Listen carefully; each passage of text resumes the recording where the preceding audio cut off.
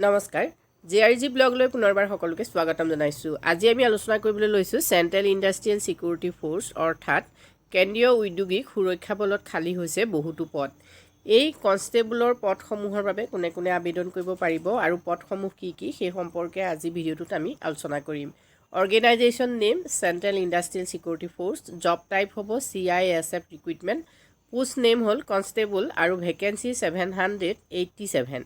Job category central gov job, publishing and starting date হ'ল 21 November 2022, last date হ'ব 20 December 2022।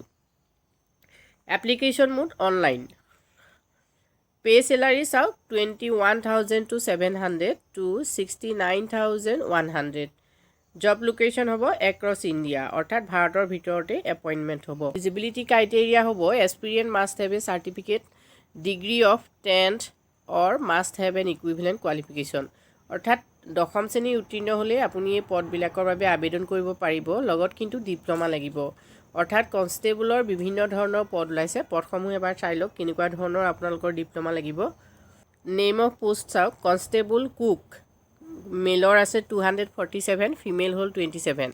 Total পদ হ'ল 304টা। ইয়াৰ বাবে আপোনাৰ কুকিঙৰ ওপৰত আপোনাৰ চাৰ্টিফিকেট থাকিব লাগিব। নেক্সট আহিলে কনষ্টেবল কবলাৰ, কবলাৰৰ বাবে 6টা।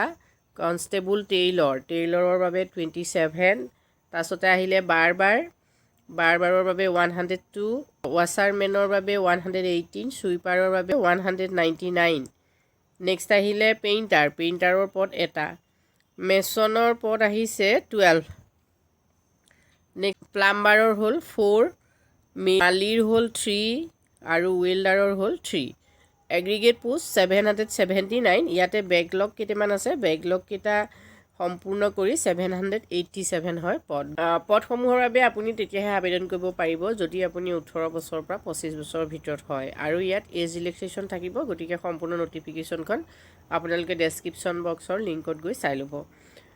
এই পদসমূহৰ বাবে যদি আপুনি আবেদন কৰিম বুলি ভাবিছে তেতিয়াহ'লে অতি সোনকালে আবেদন কৰিব পাৰে, যিহেতু চেণ্ট্ৰেল গভমেণ্টৰ চাকৰি হয়, যথেষ্ট দৰমহা আৰু অন্যান্য সা সুবিধাও ইয়াত দিয়া হয়।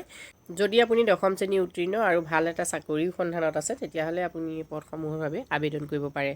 আজি ভিডিঅ'টোত আমি ইমানখিনি তথ্যই আপোনালোকলৈ আগবঢ়াইছোঁ। যদি ভাল লাগিছে কমেণ্ট কৰি জনাব। ধন্যবাদ।